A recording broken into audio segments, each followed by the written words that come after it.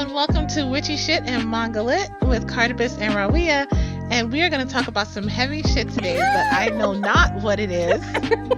As per So- usual. For use. So what are we talking about, Carta? So I want to talk about cults and religious indoctrination, Wow. Okay. All right. Cool. and specifically how that's affecting our political landscape at the moment. Preach a word. A fucking word.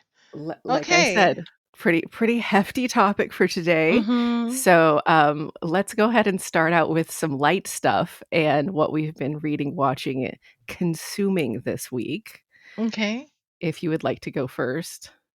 It's not much. It's not much. I'm still reading this book called Wings Once Cursed and Bound.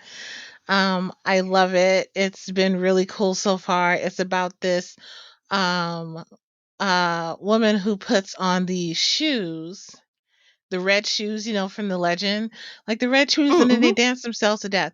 And yeah, so she's doing that, and she's been rescued by a vampire, and there's a werewolf involved, and everyone Of has course there is. feelings. Of course they do. But what I appreciate is the vampire and the girl. She's also not human all the way. And I want to get this right, but the book is further away from me. But I think she's Asian. She's Southeast Asian.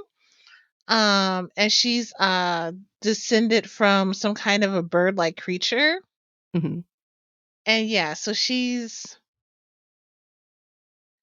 like got some own powers of her own, and she and the vampire are attracted to each other, and they admitted that they're attracted to each other, but they also admitted that they got business to fucking handle, which I love. That's They're like, nice. oh, we're attracted to each other, but yeah, but we got shit to do, so let's do this shit. um Priorities. yeah, priorities. I love it. They're probably still gonna fuck midway through, but I love how they're like, let's be about business first. And I also finished reading Heaven Official's Blessing, and Bertha started reading it too, so we started talking at the table like, and Nice. and she may watch the what is Chinese anime called? I believe it's Donghua. I thought it was Donghua too, but I thought I was saying it wrong. So Donghua, she might watch it with me, which I think is amazing because I want to watch it again. It would be nice to watch it again. Right. Yeah, I'm Yeah. definitely it's on the list of things to be rewatched / watched soon. Mm-hmm. Soon. It goes on the list soon. I'm very busy with art right now. I have a lot of deadlines coming up. And I started reading book 2 of it, which is season 2. Um Oh, I know wow. that's So gonna be they're like season 2. a season per is there gonna be 8 fucking seasons No, of no, no, no, this no, no, no, no. show? No. Oh, okay. No. Maybe. Wait a second. Yeah, it's gonna be 8 Maybe. seasons. It's gonna be 8 seasons 'cause the first book covered the first arc The and the first second season? arc. Okay. Yeah. So the second book covered the second season, and I didn't find much difference between the book and how they presented it in the Donwa. It was just, Nice. yeah.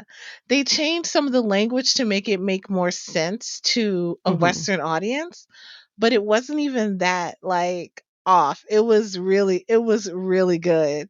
Honestly, that I might have been the localization team who did the translation that mm, changed some of the phrasing to make it more palatable to Western audiences, just because I like 90% of the time, it's not a one-for-one translation. You know this from just watching anime in mhm. general. Yeah. So Yeah. I'm betting that any of the differences were because of the localization team who was doing the subtitles on the show. And I think they did a good job. I think they did a good job because in the book, in the light novel, there's difference in language between the light novels and the sub and the dub. Mhm. But reading the light novel and then reading the and listening to the dub version of it, they just it's slight things that change, but it's still very much holds it. It's like they did it like when they did a good job with Sasaki and Miyano. Like, I really like the sub and the dub, and I like the sub and the dub of heaven officials' blessings. I can say it right now. I've been saying it enough to say it Yay. right. And I also caught up on Cherry Magic. Yes. I love Cherry Magic. Like, your boy was like, I saw a girl. There's a Fujoshi in it who is like shipping them so hard, but every time the 30-year-old touches the Fujoshi, Mhm. he hears the beginning of her thoughts, but not the end. It's like the beginning of her thoughts is, "Oh, he's such my type. He's this and he's that." And then he'll be like, because he thinks that she likes him, and Oh, no. yeah, He'll pull yeah, back. He's like, "Oh, no." and he'll pull back and he'll be like, "Oh no, she likes me. What do I do?" And the rest of the thought is, "Yeah, I could see Ogasawara pinning him against a wall." Oh, no, she's us. She's like, someone's gonna get punished tonight. Like, Yeah. she That's so is, funny. she's that bitch. So I've That been reminds me of loving. the manga for Mhm. Sasaki and Miyano, that one girl who's always, like, in the background, like, watching them, like, "Oh my And god," losing and her her friend's shit. like, "Girl, you need to calm the fuck down." Mhm. Like, "No, Mhm. lose your shit. That's correct. This is the good response." Yes, lose it. Well, she is losing it. She's picked up on it and she is like, I'm running with it. It is in my dreams. It's everything that I want. And then then caught up on Apothecary Diaries. Mhm. I cannot recommend this anime enough. It has such a strong female lead who is I've not heard Mau dependent. Mau's the best. Mao Mao is the best. Mao Mao is that bitch. I love Mao Mao. I love the directing of the anime, like the use of color palettes and paling things out and then making things vibrant for certain scenes, shooting things that's not shooting, but moving things at certain angles. It Mhm. just feels like the direction, the strong female lead, the other strong female characters, and then you have Genshin, who is like just fucking adorable. He's adorable. Every clip I've seen makes me wanna watch the show even more. Because the last one I Mhm. saw, she was getting super hyped about some new drug that she found. She's like, "Oh, yeah, this herb can do this, this, this, and this. I can't believe we have it." And, like, she, like, turned around smiling the biggest smile ever and happened to run into him, and he literally starts banging his head against the wall because she's too Yeah. cute. He And that is the funniest thing he I've was ever seen. she was so excited about that herb, and then she turned around and she was like, "Welcome home." And he was just she's like, "She smiled at me and I have feelings and I can't stand it. You're correct." Mm. That was it. So I haven't watched much more than that. I've been rewatching stuff because, like I mentioned before we got on, I've been low key depressed and didn't know I was. So when I get depressed, I kind of go back into my comfort zone. So I was watching Sasaki and Miyano, and I was watching Sign of Affection, and I caught up on Oh, yeah, Sign of yeah, yeah. Affection too. Sign of Affection, also another one that I cannot Which highly isn't fully out recommend no yet. more. It isn't fully. Ahem. Harumph. I'm I'm watching that and Cherry Magic and Apothecary Diaries as it comes out. So every week. Like, So is those are Apothecary my. Diaries gonna be a 24 episode season? I'm Because if feeling it it's was gonna be 12, it because should I be think we're done. at episode 16 already. Yeah, so that one's gonna be a Yeah. 24 So episode I one. think we're at I episode am just 16. so mad at myself that we started Shangri-La Frontier without me knowing it was gonna be a 24 episode one. Because we watched 15 episodes of that, binged in, like, 2 days because it's so good, and then, Mhm. now I gotta wait. So we, like, put that to the side and are watching other shows now. Mm, I I'm in can't timeout. um I can't wait to watch Buddy Daddies with you. But this week we finished Tokyo Revengers, Tokyo which we will talk Revengers. about Oh my god, do afterwards. we have things to say? So what have you been watching? So we finished Mushoku Tensei, It was fine. Mhm. It was fine. I'm fine with it. It was again, it's one of those ones that, like, the animation, absolutely bonkers good. The story, really solid. I cannot recommend this to anyone. Do not watch this show. Mhm. Then we started one called My Isekai Life last night, and it's fine. Like, the Mhm. animation's really good on it. It's on High Dive, and because I was like, "I'm paying for High Dive, we should probably actually watch stuff on it." So, like, I went over there and basically sold some of the shows to Kurt, and he was like, "Okay, fine. Let's watch this one." And it's basically OP pro tag shows up to save the world as usual, isekai style. And so, Mhm. it's the usual, but it's well done, so Mhm. I'm fine with it. And then I've been reading a lot this week, because I think I've actually been low key depressed because I've been extra sensitive to rejection, and I've been extra sensitive to like the words that people tell me. So like I'm doing a pose Oh. collab with somebody, and the feedback they gave me like sent me spiraling and gave me art block for a whole day because Oh no. I'm like, "Oh, I'm terrible at art. Why should I even do this?" But, like, I talked to her about it, and she was like, "Yeah, so I was actually in the hospital because I was throwing up and couldn't stop, so that might be why I was a little terse with the feedback. I actually really love what you did." I'm like, "Okay, cool." And I let her know that I Wow. was worried that she didn't like my style because she never followed me back, and she was like, "Oh, I didn't?" And then followed me, so I'm like, "Clearly, I'm worrying about a bunch of shit I don't need to be worrying about, so Look, no, you're maybe my doing an art brain's." collab with someone. Yeah. You're not connected. I can see how that would, even on a good day, that can throw you off. Yeah, it was making me a little insecure, but, like, the thing is she's really friendly 90% of the time, so, Mhm. um, that's why I was, like, a little confused about that because, like, I always hype up her work and, like, I considered us friends, so that's why I wasn't, like, booting her for not being a mutual with me, which I don't usually typically keep non-mutuals, essentially, Mhm. um, but I only, like, clear them out every few months, so it's not like I am super strict about it usually, though I was recently 'cause I was, like, hovering around 1,300, but, like, couldn't quite get there, and I'm like, "Why?" It's 'cause people kept leaving me, and I was like, "You rude bitches. What what are you doing?" Booted. Mhm. But it's fine. Everything's fine now.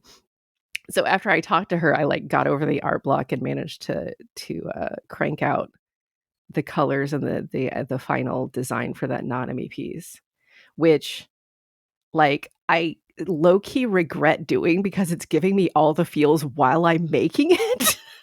Mhm. So I'm like, "No, stay Delulu for the course. You wanna finish this. I'm very sure people will like it." I'm like, "No, they're gonna judge me." Oh Like, no. I get all, like, super insecure about it. It's so bad. Um But I have been reading a lot. I've been catching up on a lot of my, tapas and Tappy Tune stories, and also there is a person that I found through Kickstarter, and they have stuff on tapas, The Hunt and River Street, but they do spicy, and Mhm. spicy is not allowed on tapas, so they have a website called yaoi.biz. And it's uncensored on yaoi.biz, and it is free on yaoi.biz. Though if you Oh, you follow know their I'm going right Patreon, now. you can have extras.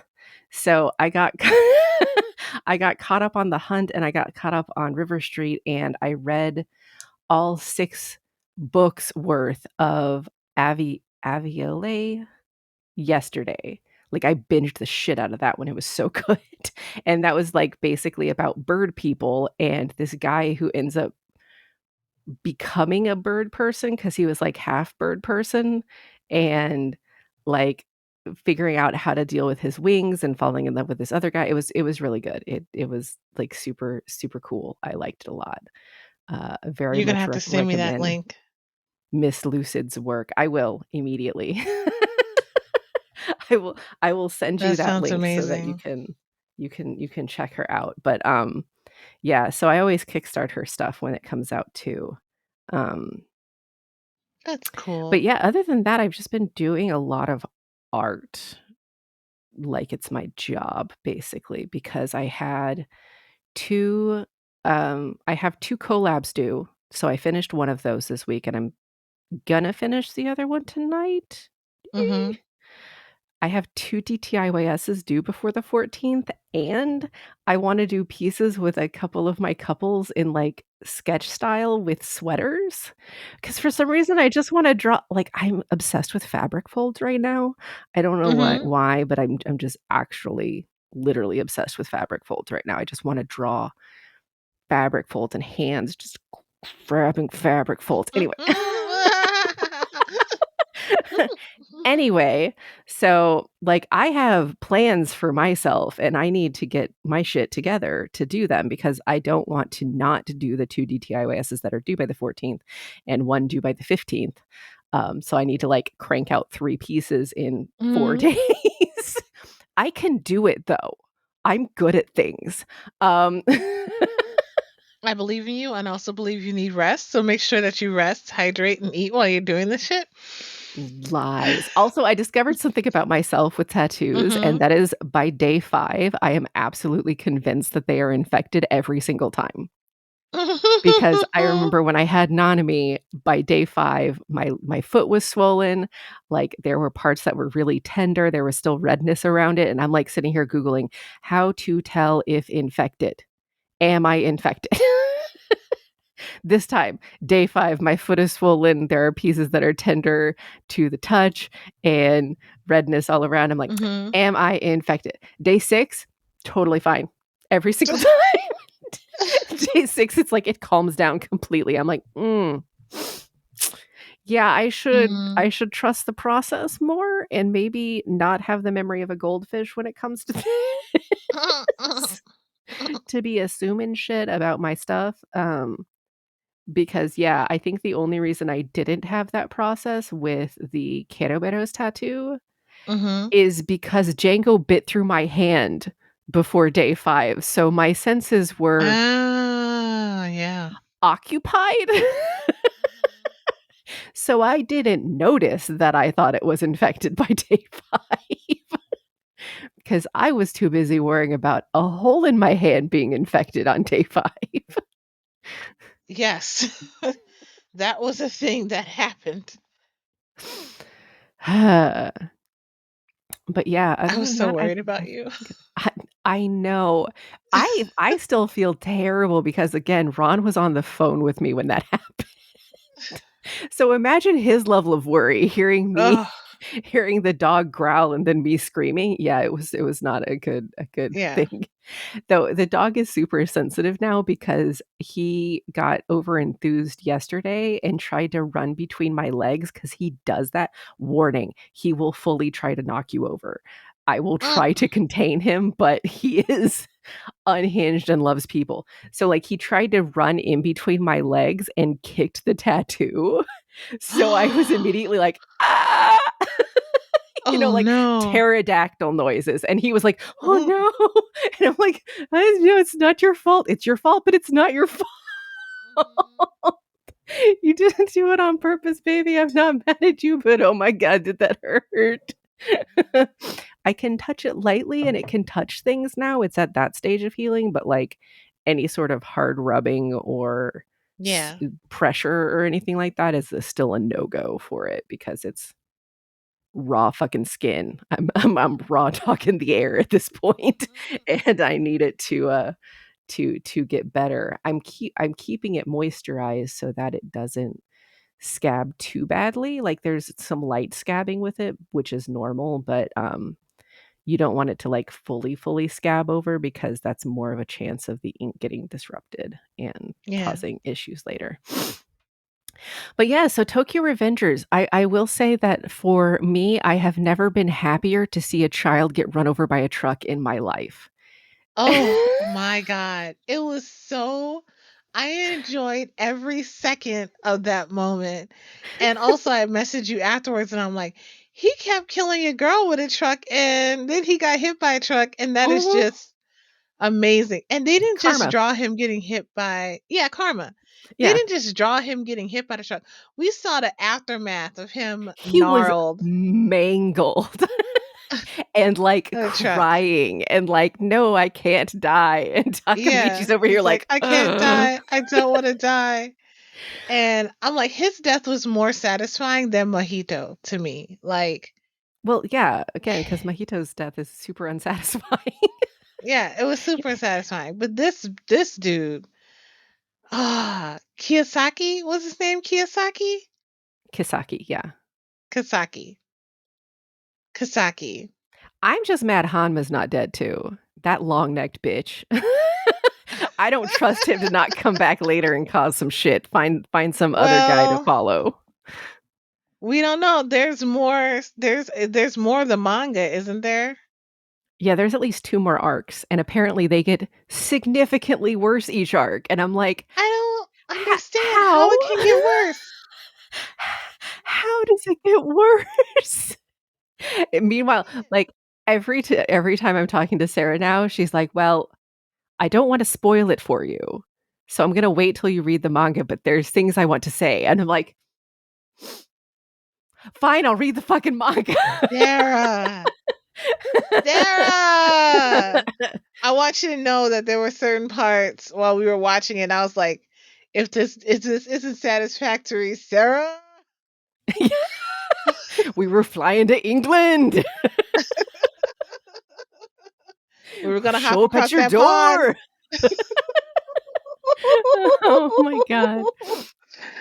Yeah, Huh. it was very satisfying, even though they waited until the very like literally it was the very end, the last few minutes before they're like, okay, we'll give you what you want. Seriously.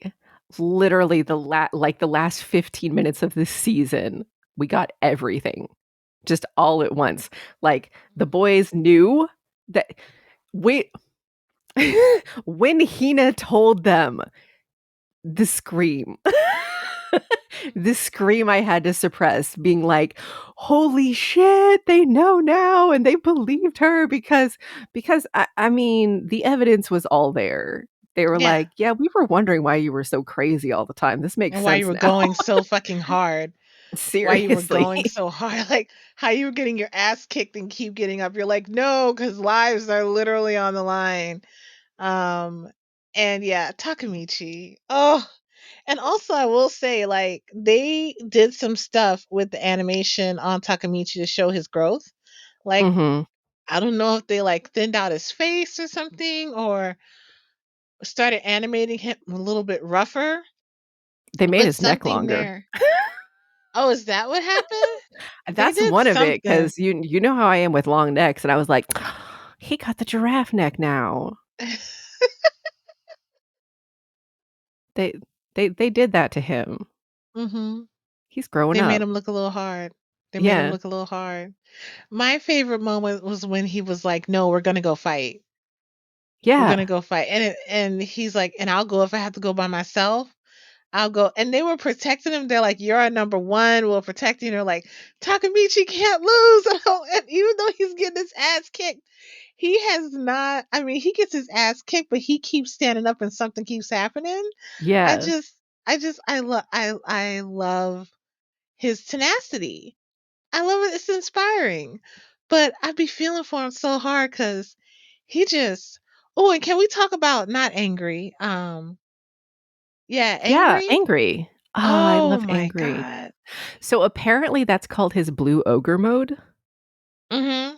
which makes sense. Mhm. Because he clearly, like, once he His starts crying, hair. it's over. He gets fluffy and wild, and even his brother could not stand up to him when he's like that, I bet. Mhm. Yeah, his brother was like, he's stronger than me. Like when he was in the pushing the little wheelchair Yeah. along, he's like, yeah, I can't. He's stronger than me. When he starts to cry, that's why he follows my lead because someone's gonna die, and he went for it, and I love him for that. I loved when Draken and I keep wanting to call him Draken. It's not Draken, it's Draken. And Mikey showed up. Yeah. That was a moment. 'Cause And they the were like, "We're gonna flashbacks, roll for all the Takamichi, flashbacks. 'cause Takamichi rolls Yeah. for us." Roll for us was rolling Oh back my through god. time and I shit. was I was not expecting to feel anything for, fucking Izana, and then Yeah. they fucking made me feel shit for Izana. I was like, "You bastards! Yep. How dare you? He is evil, and now I'm sad. Now I'm sad." Yep. Yep. So much more. Like this was the biggest emotional drama for like I it was just boy drama. It was boy drama after boy drama after boy drama after boy drama. Boy drama. You have to distinguish that. It's because it's very the drama was very manly. It was extremely manly drama, you see. It's Just all very about boy honor drama. and shit. Honestly though, I have never seen a less redeemable bad guy than Kisaki because like, even the demons in Demon Slayer have sad backstories. You look at Kisaki's backstory and you're like, "Oh, you're a triple asshole. Okay." Yeah, Kiyosaki's basically an incel. He's an incel murderer. Yeah, yeah, yeah. Yeah, but I just love that switch up where like, oh, he's obsessed with Mikey, and it's like, no, he's obsessed with Takamichi, and the reason why he's obsessed is because of Hina. But like, he's an incel. He's a fucking incel. And, like, Um, I had a suspicion that that was why he was doing everything and why he was obsessed with Takemichi being a hero, because he had a little bit of a hero worship thing going on, but when he realized that couldn't be him, it turned into spite, and it turned into poison and earlier because this he season knew. they showed how he liked her. Yeah, There was a they flashback, did. I think, for Like, him. they definitely showed entirely how 100% he was into her.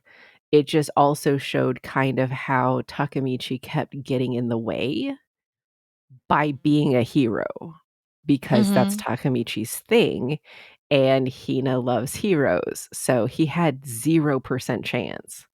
Even when they were broken up in the future, Hina was still like, yeah, you're not Takamichi. Yeah. I'm holding out for my boy, sorry." Mhm. Which is why she kept getting hit by a Mhm. truck. Poor baby. But now At least we know Kisaki she got won't hit get by hit a by a truck. truck now. Yes. At least we know this. Ugh. It's probably gonna be some other bullshit, but at least we we know. I really wanted to see Draken fight that dude. Which I forget one? his at Oh, the end. Hanma? Yes. Yeah, Draken fighting Hanma, like, amazing. Mhm. Amazing. That would've like, they off-screened him. All of a sudden, he's just beat up in the corner, and it's like, Draken totally just ripped him a new asshole, and Mhm. I also would have liked to have seen that. Yep. But, I think watching Kisaki get hit by a truck was more important.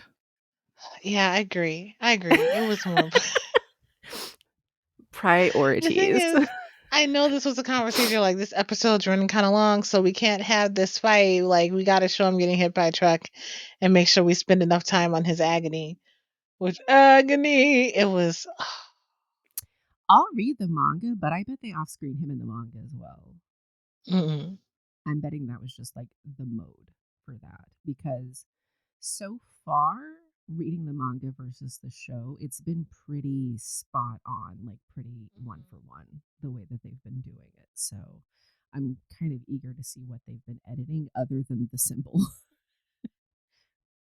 Mm-hmm. because they clearly do that in Oh yeah, in they our just version blur it of it over. at least.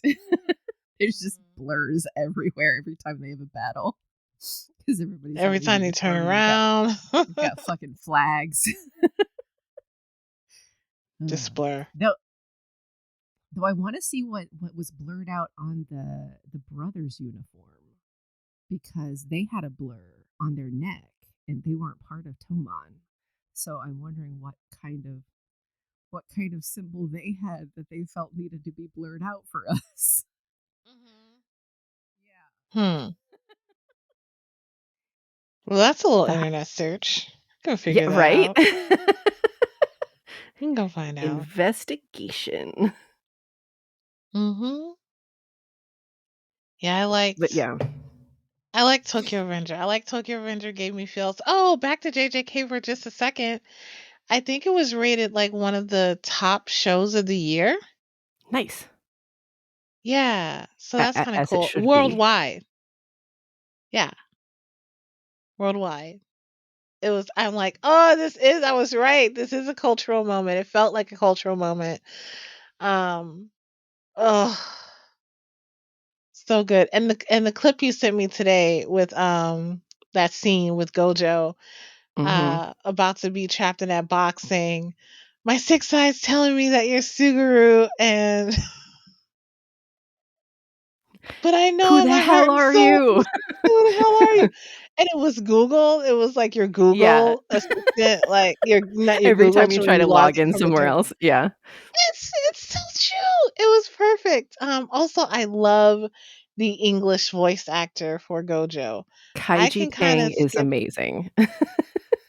I can skip the rest of them, but like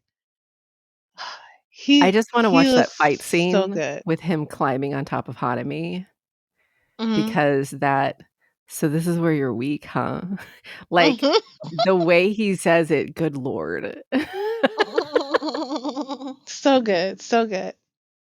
Which is why also I can't wait for you to listen to if you get the chance to the dub of God, Heaven's Officials Blessings because James Cheek as Sun Long is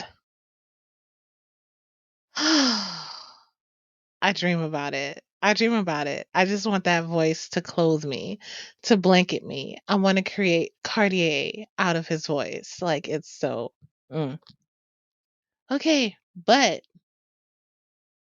are you ready to move on to the next topic? Really quick, speaking of JJK, I cannot wait for you to see the collab that we're all doing.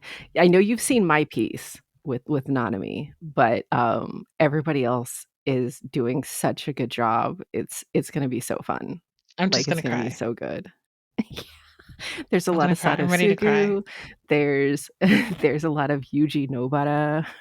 Like, just the Oh, cutest, absolutely the cutest. One of them did Shoko, Ghetto together as, like, besties. oh! It's so cute. I love it. I I'm can't wait I'm to see so it. happy. And I've already planned the next one. I'm gonna do a Tokyo Revengers one, but make it a pose collab so that I'm pairing Mhm. people up, and they're doing one of those selfie, models with 2 characters, and each person takes a character to draw. It's gonna be super fun and super cute, but I'm worried people won't wanna join because, like, I've told some people about it, they're like, "Oh, I don't really know Tokyo Revengers that well," and I'm worried, like, the people who do know Tokyo Revengers are gonna be like, "I don't know if I wanna be paired with somebody else," but we'll see. I think it'll be fun. Yeah. But yeah, so,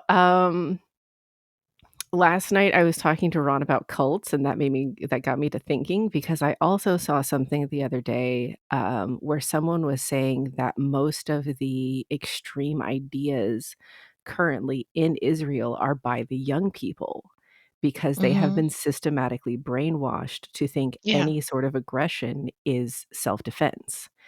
And I'm like, "Holy shit, that's like the opposite of what you would expect." You would expect the youth to be more open to things and Mhm. more, pro justice and pro things like that. But at the same time, if the schools are set to literally systematically teach someone to believe a certain way, that's what they're going to believe because they were young, which made me start thinking about how religious indoctrination works here, because I watched a YouTube video earlier about the uh God, what was it? The Girl Defined series that those two Christian extremist ladies did, and like how they were basically groomed by their mother into being the way that they were, and how religion greatly affects especially femmes and women Mhm. in terms of oppression and dampening sex drive. Because I know for me, I was greatly affected by that when I was younger. I was a prude when I was young because did not, I was basically, sex was painful for me for a really long time because of a Mm. mental block, because of religious upbringing. And that just like, so it's got me thinking about things. So I wanted to talk about it a little bit if you were down, which you're always down. So I'm down. I'm let's down for chat. it. Yeah, I was brought up Roman Catholic and Southern Baptist in the South. And I had a moment early on in grade school where, and I might have talked about this before, where I got hit by a volleyball in the head and fell to the ground and was staring at the sky. And a thought popped into my head and said, "You believe the sky is blue because someone told you the sky was blue. What if that bitch is actually purple?"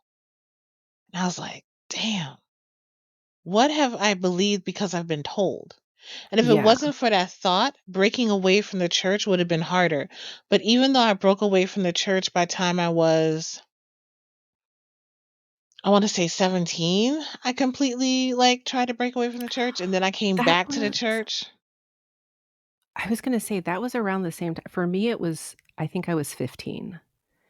Because, I was raised Methodist, which is basically a combination of Catholicism and baptism Baptist, Mhm. because my mom was raised Baptist and my dad was raised Catholic, so they decided to split the difference and raise me Methodist. Um, that makes sense, right? It totally makes sense. Mhm. So, like, I had to go through confirmation and all that stuff, and I always felt like confirmation never stuck, and I couldn't figure out Yeah. why. And it's because I have an aversion to worship. That's that's why my brain just doesn't like doing it. But, I remember very distinctly the time I broke up with the church. It was because I was really active in the youth group through middle school. And then the youth group at the time was very much a, "You don't get to judge, only God gets to judge." But Mhm. then once we got into high school, it started becoming, "No, if you're X, Y, and Z, you're a sinner and God's against you." And I was like, "What happened to the 'you don't get to judge, only God gets to judge'?" And they're like, "No, this is how it is now." And that's when I realized, I was like, "Oh, so now that we're teenagers, you're gonna start pushing an agenda. I'm out. Cool. Bye." Mhm. And I was completely done with it and didn't really find anything that fit me until, like, later college. I started looking more into, like, paganism and that's kind of stuff, and it more fit me, but I didn't really feel comfy in any established community, I suppose. Like, Wicca didn't make sense to me, though Blech. I liked a I'm lot of the sorry. No, I'm not. involuntary responses. Um, but, like, yeah, for me, it was just like, I had to make up my own shit for it to make sense. Mhm. So I did. Mhm. Same. But the indoctrination before had me feeling as if I was a sinner for everything and I Mhm. was personally to blame for Jesus's pain and that I was going to hell. Yeah. And I had this fear that was motivating me ever since I was like, I want to say I've been afraid since like second grade or so of Yeah, like death of and hell. everything. Yeah. Yes, really everything. And also how disempowering Christianity was towards me, specifically as someone who was born into a woman's body, Mhm. or born into a female body. And it just made me feel like I was lesser than. And then you add being black on top of that in the Catholic Church. Mm. It was a whole situation. I remember that when I was in the Baptist church, my this guy wanted to date me, and he went to my brother to ask permission to date me instead of You're talking to me, and like, then he came just up to assumed me. you would date him, so he asked your brother Yeah. first. So he asked my brother first because my father was not around, or else he would have asked my father. What the fuck? S- So he asked my brother if he could date me. And my brother was like, sure. And then the guy came up to me and said, So I talked to your brother and we're dating now." And I was like, "What?" And he's like, "No, we're dating." And I'm like, "Were you gonna, when were you gonna?" I think I was like 15 or something like that. And I was like, "Okay, I'm bored. We could date. I'm bored." I kicked him to the curb because then he expected sex from me. Um, but what I feel like I'm watching with a lot of, with, as an outsider to the church now, but growing up in black churches as well, Mhm. is that politically you're taught to vote according to your soul and not according to the issues. So you're told to vote Mm. not for people who are going to, you're told these are the issues that you should care about and that this is what you should do. Like that's why abortion has always been such a big deal for people voting, because it's life or death. Like it's pro-choice or pro-life. Which I see pro-choice as being pro-life in the in the same kind of sense. I'm like, if you're for the life of the child, why aren't you for the life of the mother or the Yeah, parent, or the birth giver? I say and to wouldn't say you more want that accurately. kid to have a good life with someone who actually wants to be their parent? Hmm. Wants to be, can afford to be, Yeah. like it's a whole thing. So they're voting. And what I see is people that are deeply indoctrinated into their religion and don't use their religion as a tool, but their religion is using them. Mhm. And I'm saying spirituality and religion are different. Like religion is something that's heavily organized, and also some religions to me are cults. So many religions Yeah, that are not agreed. classified as a cult are a cult. And these churches are like saying these are the issues that you should care about. This is how you should vote, and nobody's thinking. Just like with Catholicism, how you don't even have to read the Bible; they give you a homily or whatever. They give you a little. And maybe it's not a homily. They give you a little book. They don't give you the Bible, but they give you a book with passages, excerpted from the Bible in it, and then the priest breaks down what those passages mean to you and for you. So I didn't question anything until I actually read the Bible. When I read the Bible, I was like, this is some fuck shit. That Old Testament, like, is wild. The Old Testament is wild. So, yeah. And if you have people voting from a place of fear instead of a place of love and justice, you end up how we end up. Like, add that to white supremacy and capitalism, and you got a whole ass mess, which is so fucked up because I don't know how I'm gonna vote this year coming up. Oh, yeah. No, like, we've had discussions with us, and I've had discussions with other people, and we're like, hopefully, there's a good third party candidate because they're they're not bringing it. And like, it was funny. One of my friends messaged me because she actually watches the news, and she's like, "So Biden's giving a press conference." I'm like, "His ass better be stepping down. His ass better not be running for Yep. election again." And she's like, "Nope, he showed up to say he's definitely running for reelection." And I'm like,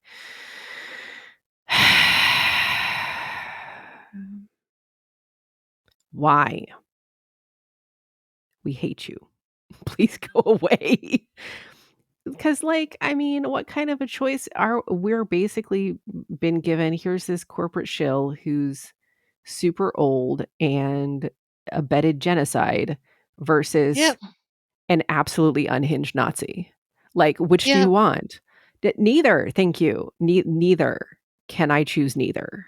And until somebody steps up and is a good neither candidate, I don't know what we're gonna do. It's gonna be real fucking hard. So I'm gonna list some resources. I'm gonna have to take a second to look them up while we're on the podcast.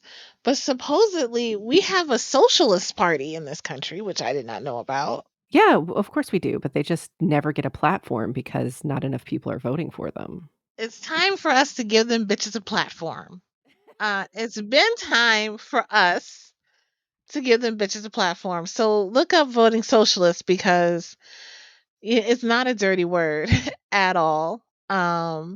People treat it like it's a dirty word, and it is not. I think if we had socialism, I'm gonna say I didn't know we could vote socialist. I didn't know socialism was a thing. I've been trying to be like, oh, progressive Democrat, but I am saddened by the so-called progressive Democrats who are Mhm. not saying anything about Biden and what's going So, on with the something that genocide. I didn't realize was, and I was talking to Ron about this last night, was basically, remember how, um, Bernie basically got railroaded by the Democratic Party this last time Mhm. into choosing for Biden? He's like, "Yeah, you'll notice that Bernie wasn't complaining about it much because he's really good friends with Biden."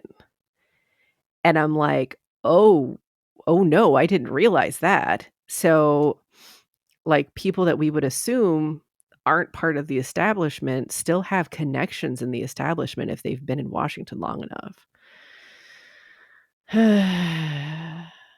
So, Also, I don't Biden's know. received $4.2 million from Israel directly for his campaigns. Mhm, So these people, um, I have been too poor to pay taxes. Like there's a certain amount of money you have to make in order to mhm. pay taxes. I don't make that. I don't make I don't make that money. I don't make that kind of money. And so I can say, "Oh, I'm safe to say that, oh, my tax money is not going to this war." But if we need a little bit of anarchy, we need a US general strike. Mhm. We need people to withhold money from the government. We need people who are open to, and not long term, not long term. I don't want complete anarchy. Like government funding is supposed to help those of us, and the tax money and and the funds that we've been given in has been going to war and a War. war machine. They've Mhm, taken money out of programs that were meant to help people and put them into bullets. Like there's a program that I just recently signed up for as a person who has low to no income, and it allowed me to get a phone and a SIM card so that I continue to be in connection with people. This mhm. program is closing in 2 weeks. So the people who What? have the phone, but for the people who need to get the phone who haven't even They heard the can't. program, 2 weeks they can't because funding was cut from the program. Biden let that happen. There are so many people who are out of doors and things like that Yeah. who need a phone or a way to connect. Even if you're out of doors and you're trying to, you have a doesn't mean you don't have a job. There's a high population of people, of homeless people who have jobs. It's just so Yeah. expensive being homeless that they can't save to get an apartment unless there's other government funded things that allow them to help them get on their feet. And the money that we need to do that is not going to that. We also need people who can pay money, like keep food and shelter over the heads of activists while they're doing the work. Because it Yeah. is hard doing activism work while also being disenfranchised. Like part of the reason I'm so broke is because one, I'm so sick. But before then, it was because of my activism work. It was Mm. because I refused to work with certain people Yeah. or certain companies. Like, like there Which was a cuts brief off your time where I was platform. working. Yeah. Mhm. Yeah. Like, I go out for a job interview. People look me up on social media and they're like,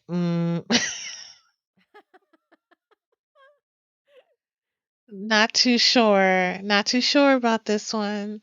Although I think I might be getting a job offer by this Monday. So Fingers crossed for you. I think that'll be great. that's exciting. And they're picking up your book, you said? Oh yeah. Yeah. So I think I told y'all on the podcast that my book wasn't being published and it broke my heart and all this other stuff. And that the person said they were going to do a writers intensive for revolutionary writers, and then they wanted me to submit a full manuscript and then maybe. But I hadn't heard back from them for months. And so I'm like, okay, I hopped online. There are people who are supporting me. And I'm like, okay, my book is not being published, you guys, just to let you know this is what's happening, blah, blah, blah, blah, blah, blah. The publisher called me. There's stuff I can't say because they're going through legal stuff right now. Mhm. But the publisher messaged me like within 5 minutes of me posting that and was like, look, I want your book. Like, I still want to offer you the things I wanted to offer you, and I'm going to workshop your book personally Ooh. because it's important and it needs to come out. So So I they're have taking both books, is that right?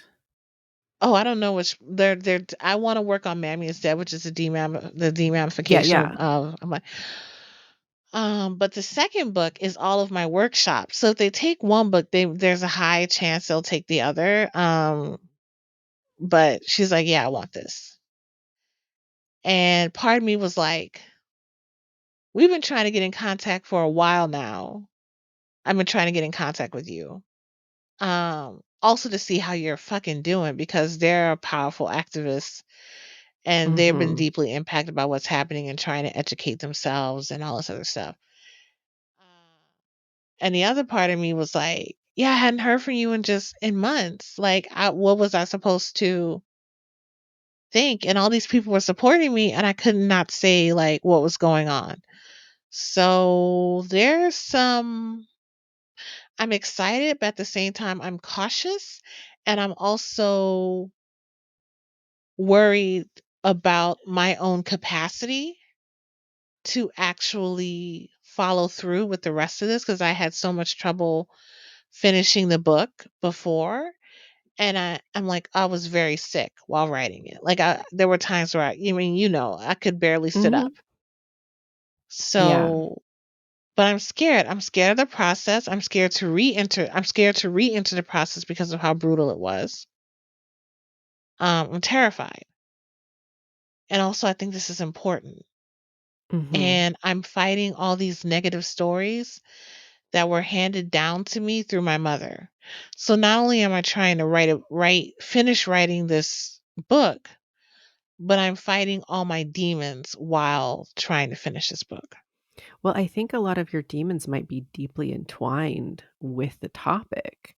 So that's why they're rearing their heads while you're working on it, kind of like, "Hey, I know this topic is important, but it's also affecting you personally."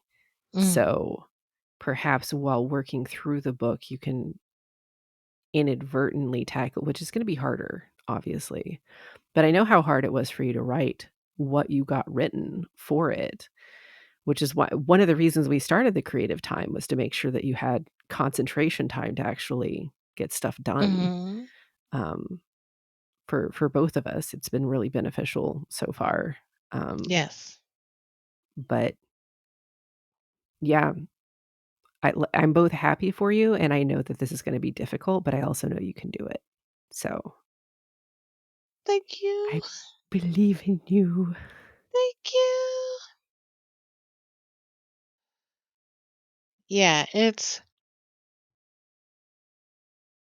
a lot. I'm supposed to pull together what I have with the edits that I have, um, and include what I want to add to it, that isn't already there. So I'm gonna do that this week.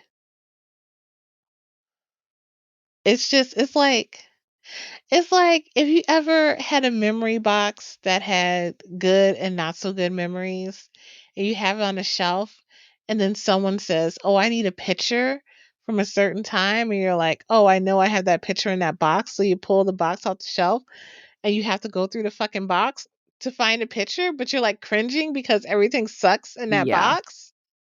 That's what it feels like.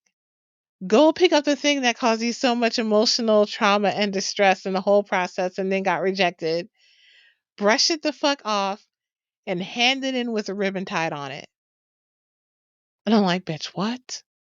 Mm. Yeah. I don't know about all that.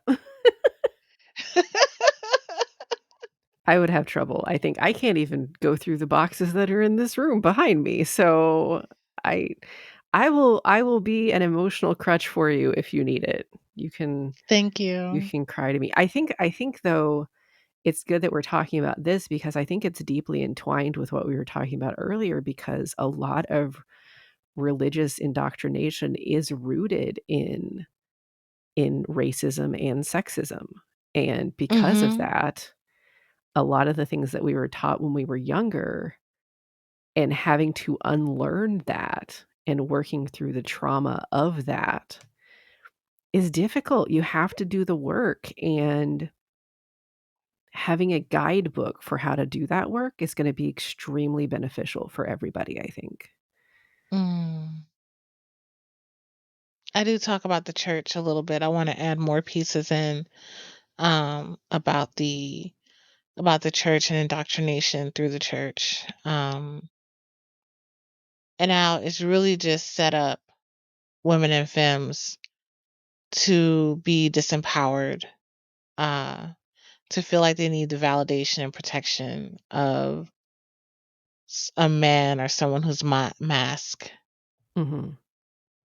Um, it's set up for us to feel less than, to be afraid, to take on responsibility for others people's thoughts and actions, in a way, and in ways that have led to violence against women, abuse and rape. Like, we are depicted as being responsible for those things happening to us. Mhm. So, and it's not, I would say, oh, it's the spirituality. It's not, it's like, it's in the holy text too, as far as some of the stuff in the Bible. Um, it's in there. You can read it in there. And I feel like this country is like heavily Christian, and running from those running off of those ideals of Christianity, which I haven't seen really embrace. I've met a few true Christians. I've met Mhm. a few true Christians who were like, who was like, nope, like Jesus centered Christians who were into politics and liberation and all these other things that were amazing, who were feminists, who read bell hooks, um, things like that. I have run into Christians like that, and those are the Christians I fuck with. Bless you. That looks powerful. I muted just in time because I am loud Bless when I you. sneeze. So I have met people who are like really took that whole Love your neighbor as you love yourself. And I'm not here to judge.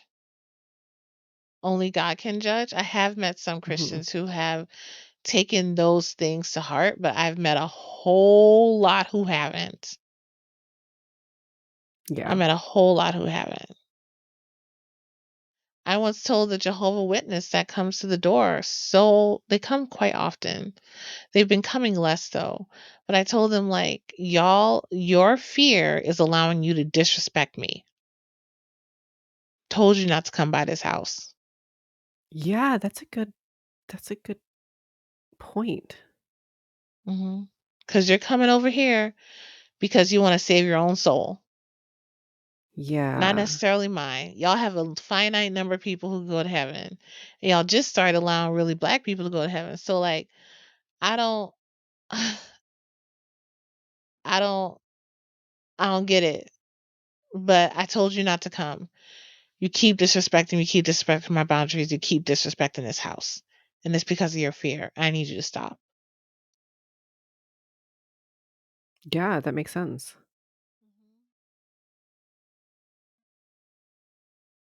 I do think what we're gonna see, um, I do think what we're gonna see is we have seen a decrease in enrollment specifically in the black church. They're starting to talk about how they are afraid that the churches are dying. And that's Hmm. because they don't respect pronouns. They don't embrace queerness. And we're becoming queerer and queerer as the Yeah, generations go by. It's beautiful. We're becoming queerer and queerer. I fucking love it.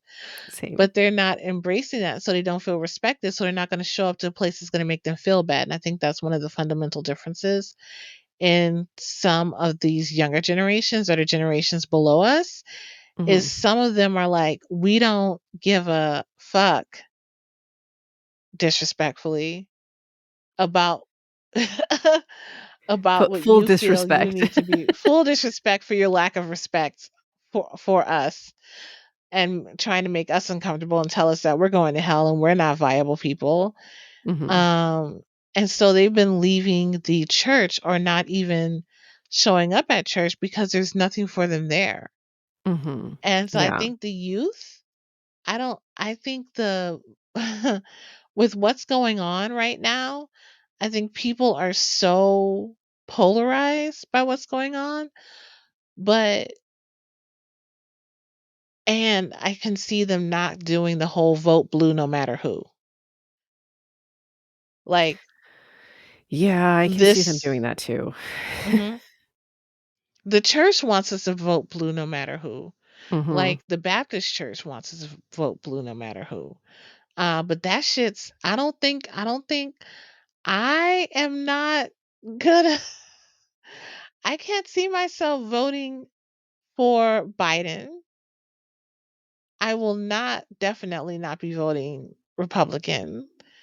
But some of these Democrats are fucked up too, so I can't vote for them either. And we really need to start pushing a third party, fourth party, fifth party. We need to be pushing different parties. And it's not going to Definitely. happen because we're like, oh, this other party doesn't have the backing, right? They're like we were just saying earlier. They won't have the platform unless we give them the platform. And now is the perfect time to give them that platform. Give them the That's a good platform. point.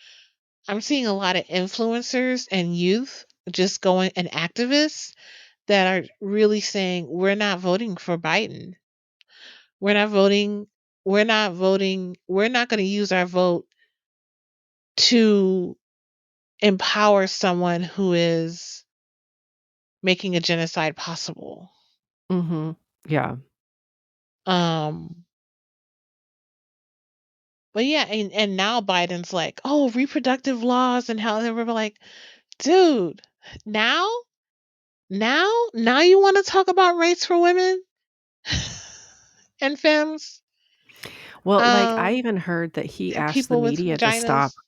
covering Gaza so much because he's like, "It's going to affect my results in the election from the youth vote." And it's like, "Yeah, it fucking is. It doesn't matter if the mainstream media stops talking about it, though. That's not where we're getting our news because 'cause they're brainwashing people. Yeah, we get our fucking news on Twitter, bitch. We get our news on Twitter. We get our news on Instagram. We get our news from people who are actually living the situations. Yeah. That's where our news is coming from. That's where our news Wild. is coming from. Like, I know that I'm finding out from Gaza from Palestinians and people who are on the ground in Palestine right now. Mhm. That's where I'm getting my Exactly. news from. I'm getting my information about the Congo from Congolese people, from Sudanese people. Like, that's what's happening. And then this week I found out that, and need to get more information, that China is trying to fuck with its indigenous people, like their indigenous tribes. That there's like death going on there too. So I'm like, this is a global liberation time. Like, all of Mhm. our governments, for the most part, are failing us horribly. Like, worldwide. There might be a few that aren't. I don't know. Maybe what, like fucking Sweden? Like, I like I think Finland's Switzerland. doing Like, okay. I don't know. One of those it's the Scandinavians. It's always the Scandinavians. They're doing fine. Granted, they still I'm have like, Nazis that they have to deal with. They just don't put up with them as easily as we do. then they, then they're not doing fine. All the governments of all the world. It's time for global liberation, because if there's not, I can't see us making it. I can't I see us can't making it. either. Like, I Viruses don't are constantly defrosting. Wars are constantly happening. I don't feel safe. that I might be don't why feel you're safe. that might be a part of why you've been depressed. It's because everything is exploding all of the time and there's nothing It's you can do exploding, about it. and we're in the belly of the beast. Yeah. We are the most empowered in this situation, I feel. Mm. I feel like we need to be on some Athena shit. Like, didn't Athena bust out of somebody's head? Yeah, she was birthed out of Zeus's skull. That's how Athena came to be. Yeah, we need to bust out. We need to be like that little shit in Alien. You know that scene with aliens, like, and he's like rah, and Yeah, he breaks through the stomach, and yes. everybody's like, oh my fucking god, there's an alien. Oh, what is that? We need to be that alien. We need Mhm. we need to be that alien. We just need to bust through the stomach. We need to be the baby that took out Bella Swan. That's what we need to be. Uh, justice justice through, Evisceration. evisceration. Yeah. I wrote a paper when I was in high school in AP Civics, and it was called Voting from the Rooftop. And my teacher said, you can't do that. Like, I understand the sentiments of wanting to vote from the rooftop, but you can't write that as that's, you can't walk the world with this mentality. And I was like, why? Why? Oh, because voting from the rooftop means, for those of y'all in the audience and other places that may not know, voting from the rooftop means, like, if we don't like you, we kill you, like assassinate you. If we don't like you, we take you out. I'll be honest, I didn't know that that's what that meant.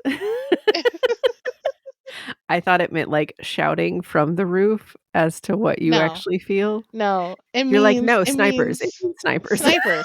It means you're pulling a Ray. You're pulling a Ray. It's gonna be buddy daddies all over. I can't wait to It means watch that. it means snipers. Yeah. It means snipers. That's what Okay. it means. Okay. Yeah. Thank you for the clarification. I appreciate Oh, it. you're welcome. You're welcome. I was like, that's my political party. And I wrote a whole 5-page paper about voting from the rooftop. My teacher was like, no. Not allowed. You're Uh, like, "Why?" I It's like your allowed now. passion, Tell but me no, what's not baby. allowed again. Mhm. So, yeah, I'm very disheartened. I don't feel as powerless. I feel like um I feel like I feel like I hate the word radicalized because it has so much negative connotations to it. Um and I'm like, it's not radical to care about humanity. It's not radical to care about other people. It's not No. radical to want other people to have shelter, to be able to eat, to be able to pay their bills, to be able to get rest, have access to mental health tools, have access to clean water. Like, that's not, have access to medical care. That's not Like, radical. wanting And yet, wanting other humans to be able to survive should not be a radical stance. You should not want like, not letting children go hungry should not be a radical stance. That mhm, should be just you being a human and wanting other humans to exist. That shouldn't be a radical stance. I don't know how it became such a radical stance, and I'm just thinking of the whole, um, school lunch situation that's going on across the mhm. country where, like, if you owe money to the school for school lunch, they will not feed you and they will shame you. Yeah, And that is wild to it's me. been happening. Decades it's been Yeah, going on. Like, I remember it when I was a kid. Like, yeah.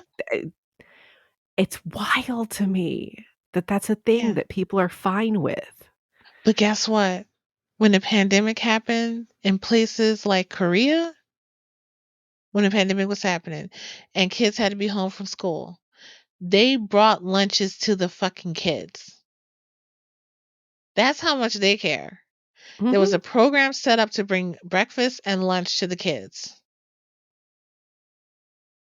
Like, they're like, kids aren't going to go hungry. Because some kids were getting their meals from school, just like here. I know that if we weren't on a lunch program, my brother and I weren't on a lunch program, we might have missed meals. We might have missed meals. Mom couldn't afford that food. We could barely afford what we had.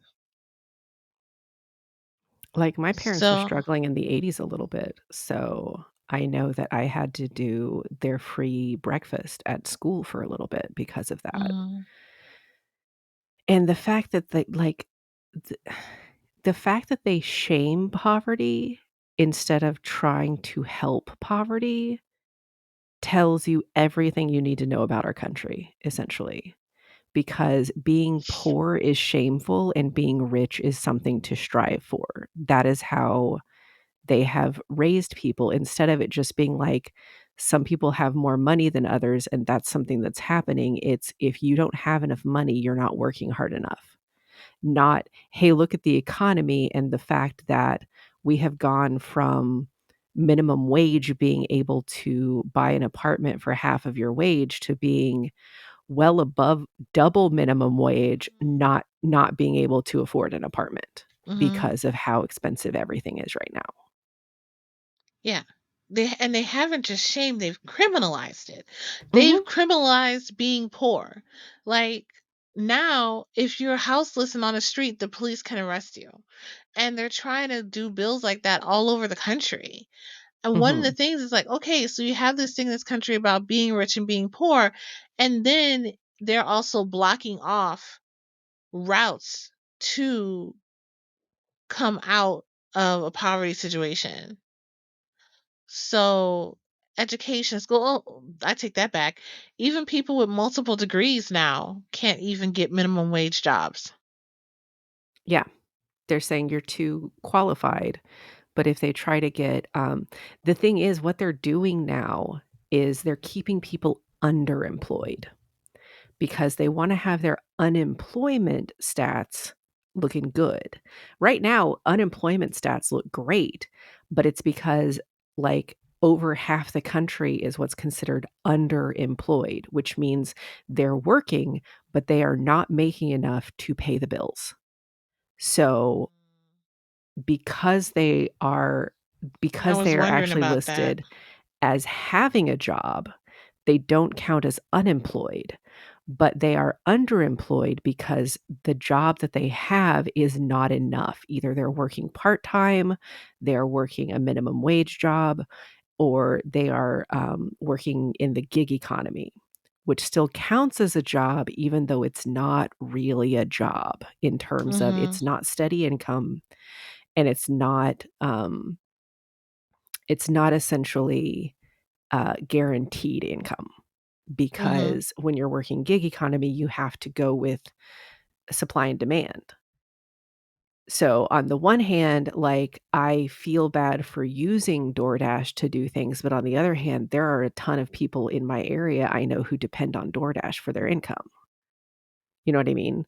So Mhm. it puts people in a really precarious place because you're like, I don't wanna support these companies who are exploiting people, but at the same time, if I don't support these companies, there are people who won't have food to eat, and that And is that's where we need the people with the money. That's why we need the Mhm. allies with the money to be like, I'm gonna support these people while this happens. Right. Yeah. Um, in order for people to survive through it. Other thing we need to bring back is unions. We need unions again. Yeah, and Unions have been.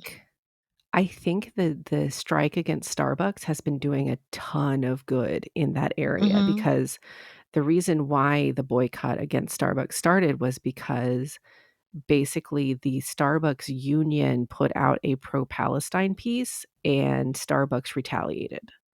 So it's a two-level, boycott because on the one hand, it's because of being Starbucks being pro-Israel, but it's also because Starbucks has been extremely anti-union, and they Mhm. used the Israel-Palestine conflict as a way to punish their union even more and try to get rid of it. So, Mhm. like, there's even more reason to boycott Starbucks, and they have been hurting because of the people boycotting, um, which is good. Fuck them. Mhm. Starbucks and McDonald's have been fighting for their lives, which brings me joy. And I also, at the same time, I think about the people who are working there who can't afford to look for another job, Mhm. who don't have the time to look for another job. I know that personally, I used to work for Raytheon. I didn't know what Raytheon did. Like Raytheon is right in Sunnyvale or Mountain View or one of them, Oh, yeah. and they create the weapons and the technology systems that guide missiles and shit. Like that's what Yeah. Raytheon applied signal technology does. And I didn't know that, and I was working for them as a clerk. And then when I found out that that's what they were doing, I was like, I can't work here. Mhm. I was like, I can't work here. But I was living with someone else at the time, and they were like, quit the job. And I was able to quit the job because of them. Mhm. Um, and then I started working. That's when I started working full time at the massage place. Yeah. I remember you working there for a while too, because 'cause Mhm. I'd go pick you up to go for lunch. Mhm. Yeah, it's so wild, and, like, I also know that, like, a good portion of Starbucks employees are queer because Mhm. I don't know why, but coffee is just made better by queer people. It just is. I don't make the rules. Those are just the rules. I'm sorry. So, I know that, like, they're you know, it's on the one hand could potentially be hurting a community I'm part of, but on the other hand, like, squeezing corporations is the only thing that like, that's the power of our voice at this point. Mhm. We can squeeze corporations to get them to stop acting badly because they want money. So if they think they can act badly all they want and still have all the money they want, no, we got to show them that's not allowed. We do have power, and the power is in our voice, it's in our dollars, it's in our hands. So I think we've been trained for so long to just believe that, like, unfortunately, in our country, a lot of politicians are just simply owned by corporations, and Yeah. there are there's like evidence that now a lot of Democratic candidates are actually backed by right-wing backers, which is why we're seeing the Democratic Party go even further right, is Uh, because they're basically pretending to be Democrats to get their agenda across instead, which is they're like, we're hamstringing everyone. moderates. Mhm. Yeah, yeah. So, yet another reason why we got to start voting third party. We can't depend on the blue. The blue does not care about us. The blue Mhm. likes to pretend to care about us, but the blue has never cared about us. Mhm.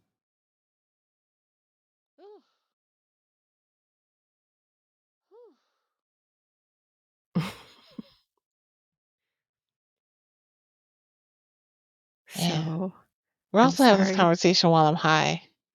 Ooh, well, that's good for you. I'm not high.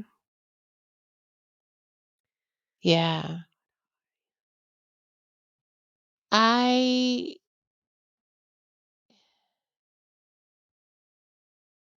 I am like, how can people here not see how this can happen here? Because of the moves that our government has been making, the moves the police force has been making. Like, one thing I didn't know So really until quick, clarify what would be happening here. What do you mean it that we could ha could be experiencing our own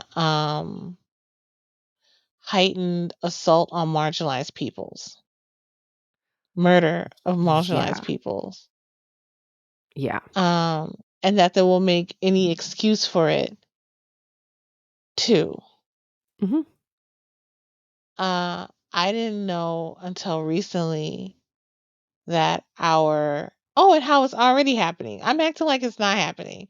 It's happening. It's Mhm. happening slowly, but it is happening. I did not find out until recently that our police force be training with the IDF.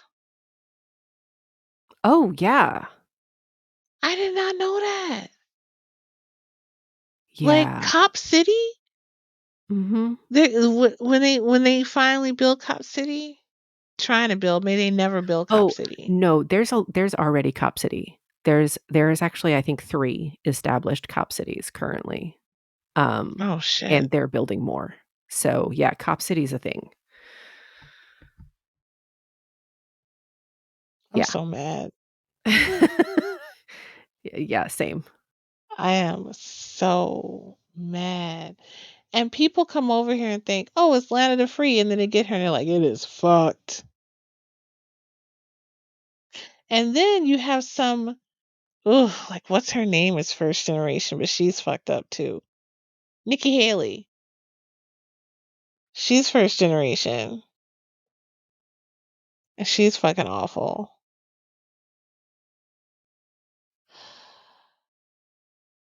So what do? Is we keep sharing information. Never shut up. Never shut Yeah. up about it. If you see information, share information. I have a bigger platform on my art account than I do on my personal account for obvious reasons. But I haven't shut up about Israel Palestine ever because it's important. It's if you have more than 100 followers, keep fucking sharing. Don't shut up about it. It's so important. It's so important. Yeah. And if you're posting stuff and if you can, post to your story, post not to your story, but to your page. Cause stories go away, but your page is, like, there? So if you have a highlight, the stories stay forever. Okay, so highlight that shit. Yeah, so I have a highlight called Palestine, and if you go into it, you'll see the 50 different things that I've posted about Palestine, and that's been from the beginning of when I started posting, so it has many tabs on that highlight. Cool. Um, so yeah. Awesome. I did not know that. Thank you for teaching me that. Yeah, yeah, they stay forever if you have them highlighted.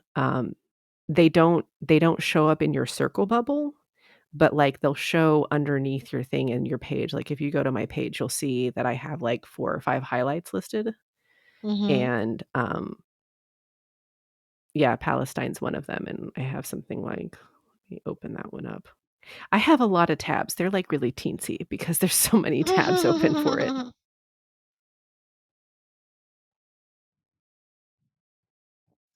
So spread information, vote with your dollars. If you have the means to support an activist, feed an activist. That can be more than money. Like feed, shelter, clothe, whatever you can. People who are actually out here in the street. Look at what corporations benefit from any of the who benefits from these corporations. Look into the politics of the corporations you support. What else can people do? What else can people do? Get your news from the source as much as possible, like from people who are living the experiences. Um, get your news from other countries, not just the one you're in. I think that one is helpful. Yeah, and Um, don't believe everything you hear from yeah, mainstream media because they have an agenda. Even if they say they're impartial, they have an agenda. yeah. Um, so that's not saying everything that they say is a lie, but they definitely have a spin on how things are gonna show up, Yep, and and what's that gonna that show up spin too. is paid for. That spin is Yep, paid for. yep, yep. Exactly. Fucking exactly. That's why, like, yeah, don't pay attention to everything that's on the internet because there's, like, flat earthers and shit out there, but if you have somebody who has live coverage of something and they're actually there, they're probably more reliable than the people who are in a desk far away talking about what the corporations are telling them to say. Just saying. Mhm. Oh my god, my afro's grown so much. It has. It's so fluffy. You're looking properly poofy over here. So fluffy. Oh my god. Yeah. It can feel pretty hopeless. It can feel pretty, powerless, like you don't have any say in what's happening. And I think that's part of the brainwashing. And this brainwashing is not just it's religion is a big part of it, and the educational system is another huge part of it. We're no longer taught comprehension in schools. We're just taught to give the expected answer. We're Mhm. not taught critical thinking. Like that used to be a thing. Like art being taken out of school is another part of all of that. I remember they started phasing art out of school Yeah. when It's I really was in funny school. because we were just talking about, like, Finland and them. They did a, educational exchange where they had, like, a student that had been going to school in America for a little while, and they also had, like, a teacher who had, like, done an educational exchange where they, like, exchanged teachers. And they were like, "So what's the biggest difference you saw?" And it's like, they don't think. They're teaching to a test. There isn't there isn't active learning, like, people aren't being Mhm. taught how To to think. exist, they're being taught how to take a test and how to, like, follow orders, basically. And when somebody else was like, "Yeah, school is supposed to be where you find out where your passion is, where you find out what you're good at and what you wanna do." And I was like, "Wait, what?" Blew my fucking mind that Yeah. somebody could think of school actually like that, and I'm like, Holy shit, other people get that? I'm so jealous right now. Yeah, I never I I when I was in school, I was half listening. I was able to take the test and do well because Mhm. I had a very short-term photographic memory. Very I'm really short-term. good at test taking. So I was Mhm. able to like not study and get by with B's and C's. No Mhm. problem. Because like I had a general understanding of what we were talking about. Like I absorb information well, but that doesn't mean Mhm. I fully comprehend the information I'm absorbing. I just absorb information well and I have a pretty good logic center. So I'm just like, yeah, this seems This seems familiar. right. I'll answer it Seems this right. way. And like so it was fine until I got to college and you can't do that as much in college. You have to Yeah. actually, absorb the information. So I got my first D in college and that's when my mom said I wasn't allowed to take Japanese anymore because I was clearly terrible at it.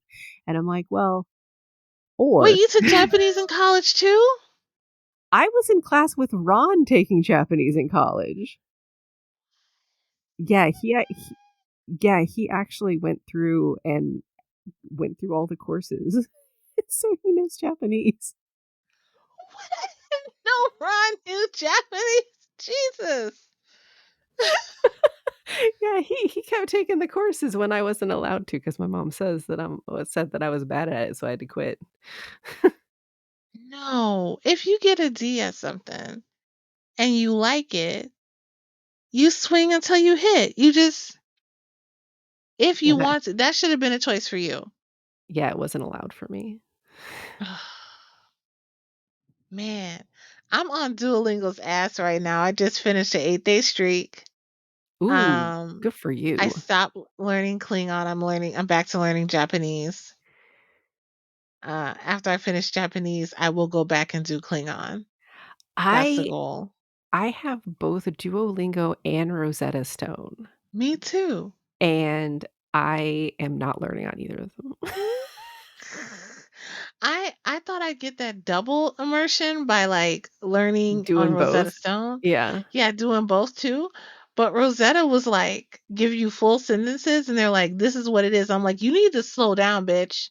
Like you start off and they're like, Honestly, though, I feel like that level of immersion is almost better because, like, I felt like I was picking stuff up a lot I didn't feel more. like I was getting it.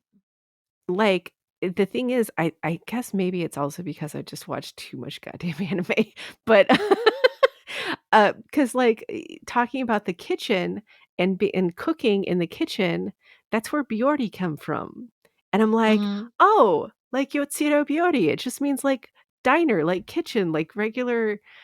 So that's Mhm. okay. So then, like, I started, like my ears were perking up for certain words because Mhm. of the way that they were teaching it in Rosetta Stones. I gotta restart again though, because 'cause it's been like a year since I was on that thing, but still, I feel like the way that they do it, it's difficult, but, like, it was really helping me a lot more with sentence structure than Duolingo was. Mhm. Duolingo was helping just fine with things like counting and, like, vocab, but, like, I was on the struggle bus with the sentence structure because Japanese sentence structure is so different than our They sentence give you structure. tools now. I don't know what it Oh, was they like do? when you were they give you tools now. They give you tips. They talk about sentence structure with you. Like that's one of the things I just covered in my lesson. They gave the whole sentence structure, what adding what on means. One thing I don't like about Duolingo is that it forces you. I was gonna learn it anyway. I was gonna learn it Uh-huh. anyway, but it forces you to take breaks to learn hiragana and katakana. Yeah. Yeah. It forces you to take a break to learn that, and I'm like, ah, I used to know this, and I'm mad that I don't anymore. Yeah. Yeah, But the thing is, if you I'm don't know loving hiragana it. and katakana, learning kanji will be impossible. Though honestly, I Yes. feel like learning kanji is gonna be impossible anyway. Yes. It's on the Duolingo. I'm excited. I'm like, I'm gonna learn this kind. I'm gonna learn this hiragana and katakana so I can learn kanji later on. But yeah, so far I know 10 hiragana. So we're Good. learning Nice. that first, and then we're learning I katakana. I know enough to be dangerous with those. So, like, I can tell if somebody's name is katakana, Mhm. which is funny because, like, with Iruma-kun, there in the 3rd season, Carrera has, she's wearing this little dinosaur onesie as part of their Mhm. adventure thing, and it has her name on the outside, and it's in katakana, and it just says Carrara. Harara. 'Cause that's her name, and so, like, it has Mhm. her name, like, all in katakana, but you know that if it's a non-Japanese word, it's gonna be in katakana, Yeah. and Clara is not a Japanese word, so it was in katakana saying "Carrara." Mhm. It's adorable, I love it. Yeah. It's been good. I I'm gonna keep learning on both because now I've gotten a little bit enough vocabulary to where I can at least because I kept getting things wrong in Rosetta Stone because I wasn't hearing words and there's no option to slow down. They just throw Mhm, you in mhm. there. They're like Watashi wa onamane wa. Like they're all like sitting there. You're like, what, bitch? And they'll say one word clearly. Like it'll be Gohan. It'll be fucking rice. And, Yeah. that's, and so I'm looking Or at the dinner, picture. Right? because Dinner. That's true. And I will pick the answer according to one word in the sentence, but not by the whole sentence. yeah, but I think So that's helpful because you can figure it out and, like, eventually you're like, "Oh, okay, this is the plural person word. This is the single person word." Because they do that too where they split it up and you've gotta be able to tell, like, "This old man is driving a car. I heard kurama. This that's it's a fucking car, let's go." Um Mhm. so, like, I don't know, it's interesting, like, language learning and how to get your brain to accept things is so interesting, and I know immersion is one of the It ways to do is. it, and I know people are like, "Oh, don't learn Japanese off of anime," and fuck that, do that, learn Japanese off of anime, No, but learn make Japanese sure on anime, but like, also other stuff. here's the thing, though.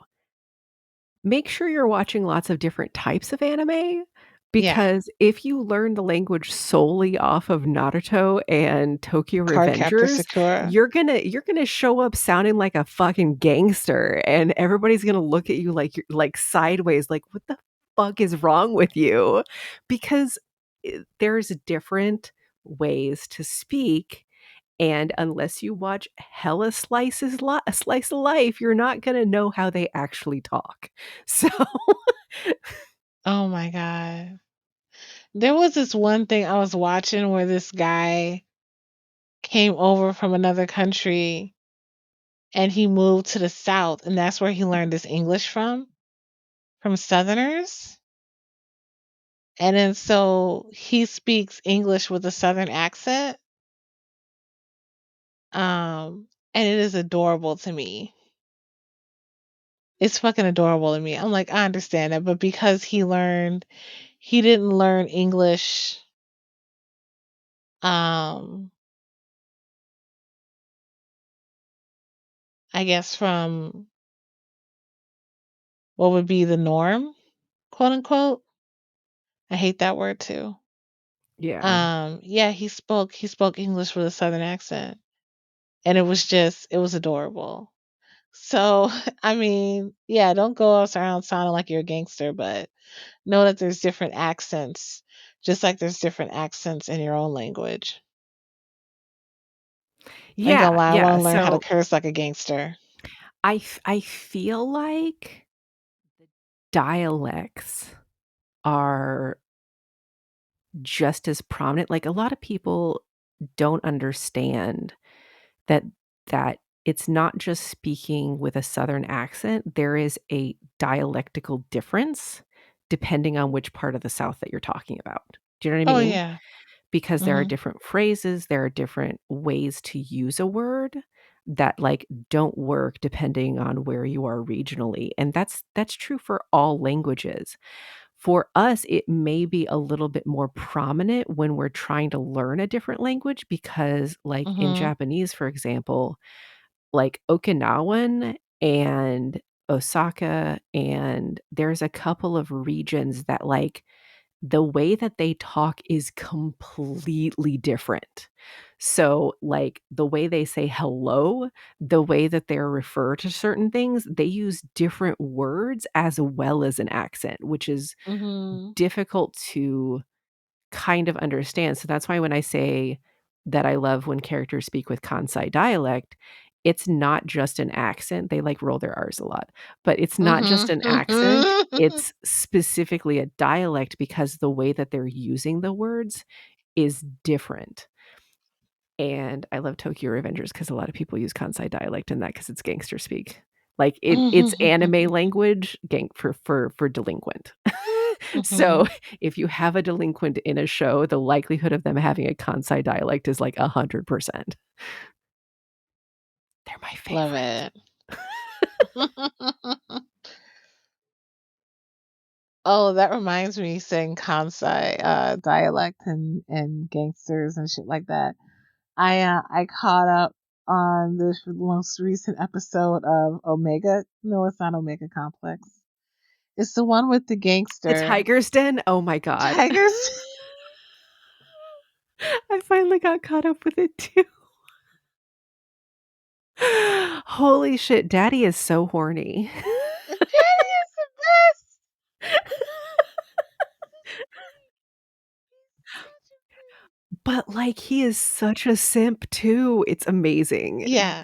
The story is amazing. Mhm. He's like, "Marry me immediately." Mhm. He's like, no. It's like you're hurting my feelings.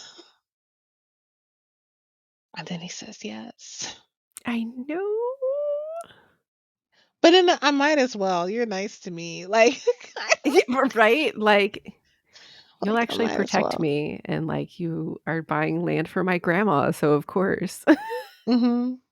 And Like, literally, the weight of my heart is by taking care of my grandma. mhm, mhm. And feeding me. And feeding me, and feeding me. 100%. Ugh. I really love that new Honey Bear one too. I can't emphasize enough how good that one is. Oh, right. Where is Honey Bear again? That Because one's I Tappy forgot Tunes. about Tappy Tunes. Oops, I burped. I'm so high. It's also on sale for part of the Valentine's event, just Oh, FYI. really? Yep. My thing just came up with BL. It was like BL. And it's like, yeah, it just unfinished business, due release. There's Honey Bear. Oh, yeah, you did get me onto Honey Bear. I Because read the first episode. you had to unlock the mature version. I did. Yeah, I'm not fully caught up because episode 11 just came out, but, actually, now that we're on this, I'm gonna send you this yaoi.biz thing. Unlocked all. Unlock all 11 episodes. That can't be right.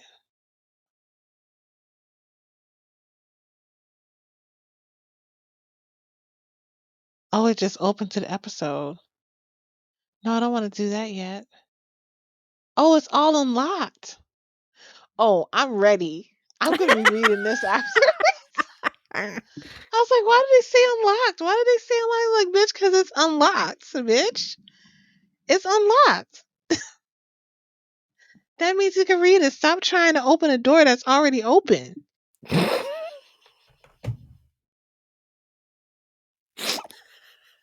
Let me in. The door's like open like two things over. You just Yep. didn't notice. I just sent you the link to Oh, Avia I Way, which saw. is the bird boy one. I So saw. I'm seeing. Sign on with Patreon if you have made comments.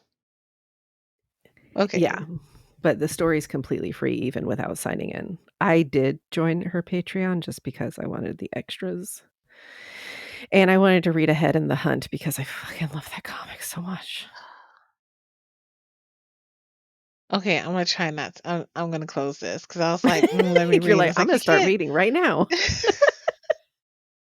It's like, don't do that. You're on the podcast. Calm down. Don't do that.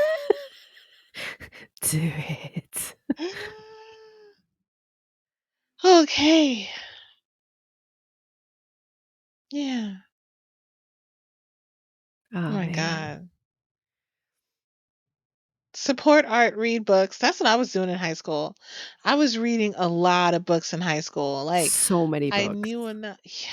I learned about the world and people Mhm. from reading books. Like, I remember at one time my aunt said, "You're manipulative." And I'm like, as a child, I didn't know how to take that because I was a child. And I'm like, Right. what do you mean? What the fuck does that mean? Well, my aunt just repeated things my mother said. My mother hates me. So, like, I finally understand that now. But also, I had to be a certain kind of way to avoid when you have an unstable parent, Mhm. are a parent whose mood shifts. You got to know how to operate around them. So I learned how to Yes. operate around her, but the information I learned on how to operate around her, I got from books. Oh, that makes sense. For me, I just learned to dig into books as a way to escape reality and as a way to make friends with the Mm, people in the book, because before I got into, like, middle school, high school, I was a fairly lonely person. Like, I had maybe 1 or 2 friends, like, that may sound weird, that I would cling to 1 or 2 people, and that was it, and that's the only people that I was around. But it was because I was deeply insecure, because it was made clear to me from when I was very young that my energy and that my boisterousness was a problem. I was a burden, I was mm, in the way. And so I tend to not talk until I'm really comfortable with someone or unless I, like, yeah. connect with them immediately, and then you can't shut me up. And I love this about you. I love you so much. oh my god, I'm dying. Okay. Thank you, I love you too. So, like, I feel like I'm a really shy person, but I realize it's not that I'm a shy person, it's that I assume that I am in the way and a burden on others. So, Mm, anything that gives me an inhibition, like alcohol or anything like that, I get loud and I tell tons of stories and I don't give a shit, which is why every time that we have, like, happy hour at work, everybody fucking loves it when I come to happy hour because I won't shut up and I actually have pretty interesting stories, and they're like, "You're a very interesting person," and I'm like, "No, I'm not, I'm boring and in the way," and they're like, "Yeah, I think that that's a lie." mhm, But to mhm. me, I'm boring and I'm in the way because that's how I was trained as a kid, that I was boring and in the way, so I just dove into things that I found interesting and learned more and learned a stupid amount of information about stuff that doesn't actually affect my daily life. Like, I know so much about diseases that other Oh people Lord. simply don't even look Mm, into because it's weird and gross, but I find it vastly entertaining. mhm. I also grew up feeling like I was a burden. Um, I was shy though. I was shy. Uh, well, I was afraid. I was afraid of rejection. I was afraid of people making fun. I was so bullied. I was super bullied. In elementary school and middle school. Mm, mhm, I was mhm. bullied the entire time. The first time I wasn't bullied was in high school. You know what? Um, Same. mm, I was bullied a lot in elementary school and middle school as well, which fueled the whole deep insecurity, and it was teachers too doing it, which was wild to oh me. wow. Like, I had this one PE teacher who just fucking hated me. I have no idea what his problem was. But yeah, he would, like, make fun of me, which is, like, Oh, weird. gross. Yeah. Yeah, he was an adult. What the fuck was his problem? Yeah, that's not okay. Yeah, I very much disliked being in any of his classes, and I realize now it's because he was a bully. In high school, I stopped taking Ritalin, so I stopped giving a shit about things because I didn't have the brain capacity to pay attention enough to give a shit. So it really upped my don't give a fuck factor, which was nice. Um, and I stopped studying for exams. I stopped doing really well in certain classes. So I just stopped taking AP in certain classes because I'm like, I don't give a shit about this. Why would I take AP in this just to make my parents happy? That doesn't make any sense. They'll be fine as long as I'm making A's and B's. So I'm good and I can just skate by. My senior year of high school, I had my level of don't give a shit to the point that I remember I was in this economics class and our teacher was absolutely unhinged. He would wear a trading vest, like, for stock trading. He would wear a trading vest at work all the time, just constantly. And he was, like, teaching us economics like it was the fucking racetrack. And I had his class directly after lunch, Uh-huh. and I slept through 90% of his classes. And literally, when the final exam happened, he pointed at me and said to the jocks, "That one slept through my class and passed. What the fuck is your problem?" And I was just like, "Don't use me like that, sir. What the fuck is wrong with you?" Yeah, he got in trouble for trying to date some of the girls later. Ew. Yeah, he was super gross as a Ugh. person. Oh my god. Speaking of which, trying to date. Gross. I had this I had this history teacher in college. Oh my god. He was so fine to me. I was like aware that like I'm not gonna do anything to try to get this man because that's not my place. But I was like, he was hot. And the way he told history was amazing.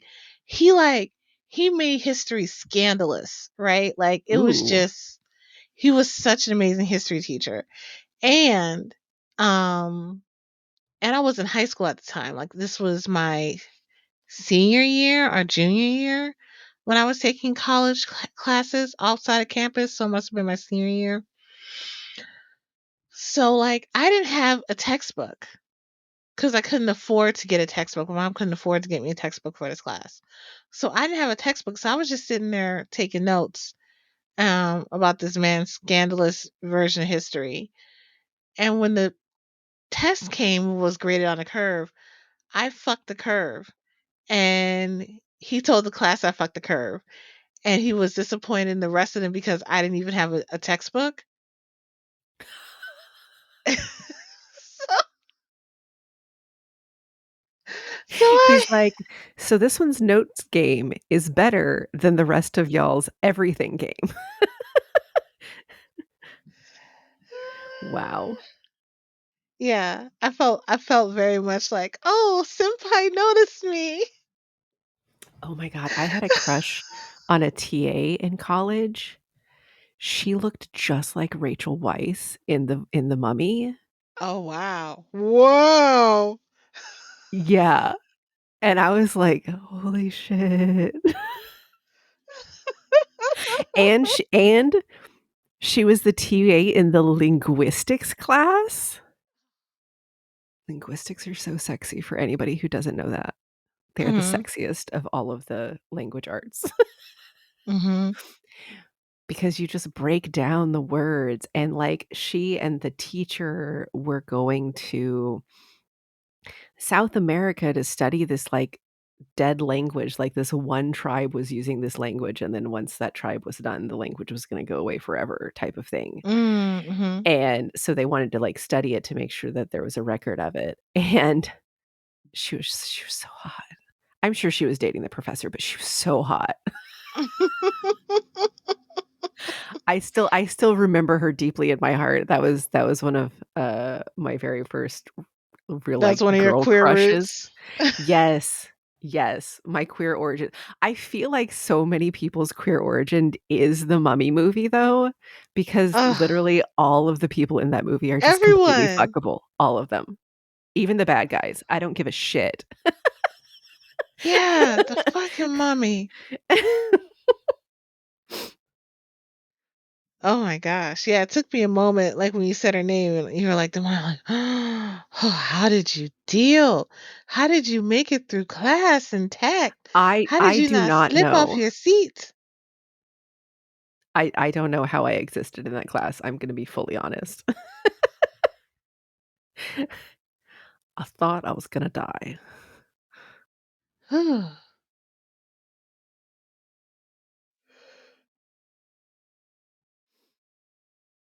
I think it's time for me to go get lunch. Yeah, we're coming up on 2 hours. Yeah, yeah. I don't know what lunch is Ah, gonna be, though. I am gonna heat up leftover pizza that Kurt brought home from work yesterday because it Oh is shit. free. We're gonna have fondue later tonight. Ooh, I fucking love fondue. Mhm. Fondue is so good. I'm jealous. We're gonna have fondue. I'm super excited about it. All right. Anything you want to leave? Anything you want to leave the class with? Anything I wanna leave the class with. As always, pay attention to the media you consume and where it's coming from and if it has an agenda. And if it does, try to unlearn it. Try to unlearn the agenda. Try to look through the agenda to see what's actually happening. Mhm. Mine would be mine is never give up, never surrender. Like I mean, there's fair. so Super fair. yeah. There's like so many corporations and entities and non-incorporated things or unincorporated beings who are invested in you failing to use your own power. And I'm saying this to y'all as I'm saying it to myself. There's so many Yes. things invested in you not standing in your power. And once you deprogram yourself or know why you're doing certain things or investing in certain things, once you know yourself in all your parts, like that power is on the next level. Like you just leveled up. You're like on some Dragon Ball Kamehameha like shit. Like and that power is Kame. important. Ah, man, that's you. That's you, That's boo you. boo. You. It's you. So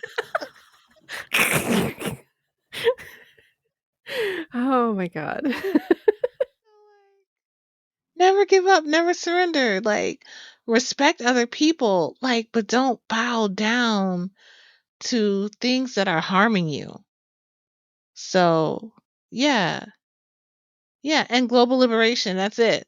Like we've been thinking too small. We've been thinking about just liberating this country, but like it's global liberation. It's all of us. And I think we who are in the belly of the beast have, even though we feel we like not as powerful, we are so powerful. Um, and we can have a huge impact. And we should have a huge impact. So basically, fuck the machine and free yourself. Which I know I sound like a conspiracy theorist. I say, fuck the machine, free yourself. Like, here's a tinfoil hat, but I mean it. Fuck the machine and free yourself. And it's Yes. scary. It's a terrifying thing to do. But it's so necessary, not just for us, but for anyone who's coming after us. Because we are Yes. in the between times. We're in the before, the after times. We are. Yeah. We are. We are all here. Okay, I'm going to go make a peanut butter and jelly sandwich. Ooh, All that's right, gonna be y'all. good. This has been Witchy Shit and Mongolit with Cartabus and Rawiayh, and we will catch you next week. Thank you for sharing this time with us. Bye.